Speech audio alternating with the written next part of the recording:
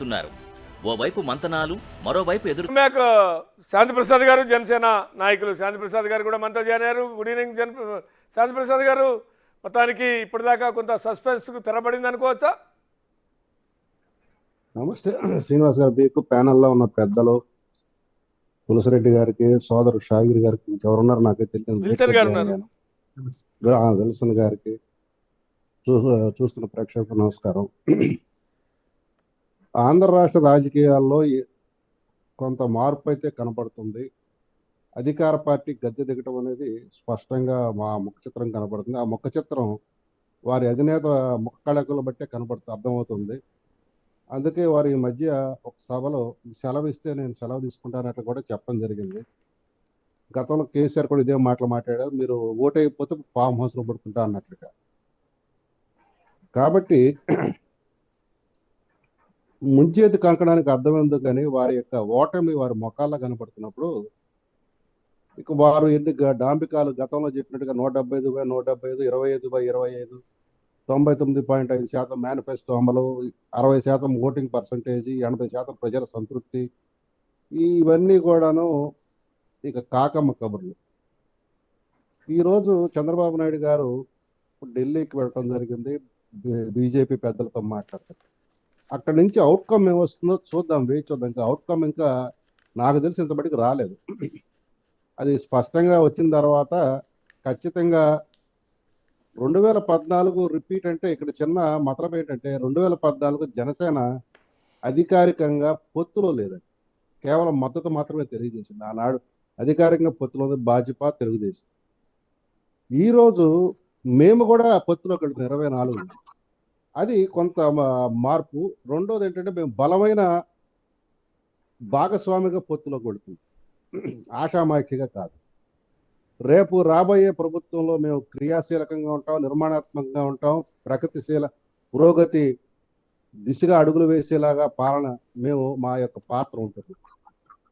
అంతే తప్ప ఒక పార్టీ పెద్ద పార్టీ ఉంది దానికి దగ్గినట్టుగా మనం నడుచుకోవాలి అనే తీరుకైతే మటుకు ఉండదు.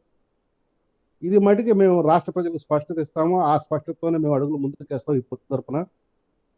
ఈ పొత్తు అనేది ఖచ్చితంగా రేపు అధికారంలోకి రావడానికి ఆస్కారం ఎక్కువగా కనబడుతుంది. అది అధికార పార్టీ అధినేత ముఖ కళగల్లో చాలా స్పష్టంగా కనబడుతుంది. ఇక ఇంతకు ముందు జరిగిన కొంత నేను డిబేట్ జాయిన్ అయినప్పుడు ప్రత్యేక హోదా మీద సంభాషణ నడుస్తుంది. ప్రత్యేక హోదా మీద వాస్తవానికి చెప్పాలంటే జగన్ రెడ్డి చెప్పినన్ని కబుర్లు ఇంకెవరూ చెప్పలేదు. ప్రతిపక్ష నేతగా ఉన్నప్పుడు తర్వాత 25కి 25 ఇస్తే నేను మెడలు వంచేలా చేస్తా అన్నాడు. తర్వాత ఏం చెప్పాడు, మోడీ గారికి సంపూర్ణమైన అధికారం ఉంది, మనం ఏం చేయలేము, దేవుడి దయ, మనం అడుగుతూనే ఉంటాము అని అన్నాడు. మంచిది. మరి గతంలో చంద్రబాబు నాయుడు కూడా ఇదే కదా ఇబ్బంది ఉంది. మరి నాడు చంద్రబాబు నాయుడు ప్రభుత్వం ఉన్నప్పుడు కూడా నువ్వేం చెప్పావు, ఏం కబుర్లు చెప్పావు, నువ్వు అడగటం చేత కాని వాడివి అని చెప్పేసి ఎగతాళి చేసిన వాడు నువ్వు కాదా? మరి అంత ఎగతాళి చేసిన వాడు నువ్వు అధికారంలోకి వచ్చిన తర్వాత మళ్ళీ నువ్వు అదే పాట పాడితే మరి ఇప్పుడు నిన్నేమనాలి ప్రత్యేక హోదా గురించి? సరే, ఆనాడు చంద్రబాబు నాయుడు గారు ప్రత్యేక హోదా కాదు ప్రత్యేక ప్యాకేజీ తలవగ్గాడు. ఎస్, రాష్ట్ర ప్రభుత్వం తరఫున ఒక తీర్మానం కూడా చేసి అసెంబ్లీలో కేంద్రాన్ని పంపించారు. ప్యాకేజీ కాదు, మాకు ప్రత్యేక నిధులు ఇవ్వండి, దానికి తగ్గట్లు కానీ దాన్ని క్వాంటిఫై కూడా చేయమన్నారు. అయితే ఎస్పీవి పెట్టమన్నారు, స్పెషల్ పర్పస్ వెహికల్, దాన్ని ఏర్పాటు చేసి నిధులు ఏర్పాటు చేస్తున్నారు. అది ఆనాడు చంద్రబాబు నాయుడు గారి ప్రభుత్వం చేయలేదు. మరి నేటి జగన్ రెడ్డి ప్రభుత్వం ఎందుకు చేయలేదు? ఇప్పుడు ప్రత్యేక హోదా మీద కబుర్లు చెప్పినప్పుడు, ఎందుకంటే ఇక్కడ మనం చూడాల్సింది అక్కడ చంద్రబాబు ప్రభుత్వం, జగన్ రెడ్డి ప్రభుత్వం కాదు, ఆంధ్ర రాష్ట్ర ప్రభుత్వం కేంద్ర ప్రభుత్వానికి ఒక అంగీకారం తెలియజేసిన తర్వాత ప్రభుత్వంతో ప్రభుత్వం జరగాల్సిన కార్యక్రమాలు చేయాలి. అది ఆనాడు చంద్రబాబు నాయుడు ప్రభుత్వం చేయలేదు, ఈనాడు జగన్ రెడ్డి ప్రభుత్వం అసలు చేయలేదు. ఈ 4 సంవత్సరాల దగ్గర 9 నెలలు పైన కాలంలో ఇప్పుడు వారు ప్రత్యేక హోదా గురించి మేము పోరాడుతున్నాం, మేమే దాని గురించి అసలు గళమెత్తింది మేమే, ఇంకెవరో మాట్లాడట్లేదనే మాట చెప్తే జనాలు ఎట్లా నవ్వుతారో కూడా వాళ్ళకి అర్థం కాని పరిస్థితి. రెండోది ఏంటంటే ఆంధ్రప్రదేశ్ రాష్ట్రానికి సంబంధించి 9-10 షెడ్యూల్కి సంబంధించి రేపు జూన్ 1వ తారీఖు అర్ధరాత్రి లోపు ఏ సంగతిలో తేల్చుకోకపోతే తర్వాత పరిస్థితి ఏంటనేది చాలా ఇబ్బందికరమైన పరిస్థితి. మీకు ఇంకొక విషయం ఇప్పుడు నేను స్పష్టం చేయించుకున్నా. ఎందుకంటే ఇక్కడ ప్రభుత్వం టు ప్రభుత్వం అనేది పోయి వ్యక్తులు టు వ్యక్తులు అనే ధోరణి విపరీతంగా ప్రబలింది విభజన తర్వాత.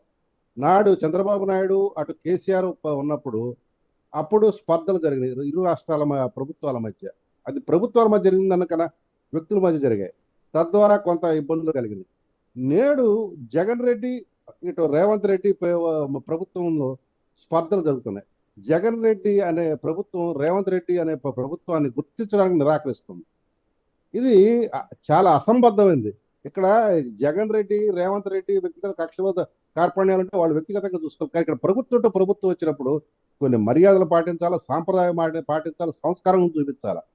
అవేమీ కనపడతలేదు. కాబట్టి ఈ 9-10 షెడ్యూల్ ఆస్తుల యొక్క విభజన అనేది ఇప్పుడు చాలా ప్రశ్నార్థకం అవుతుంది. కాబట్టి ఇది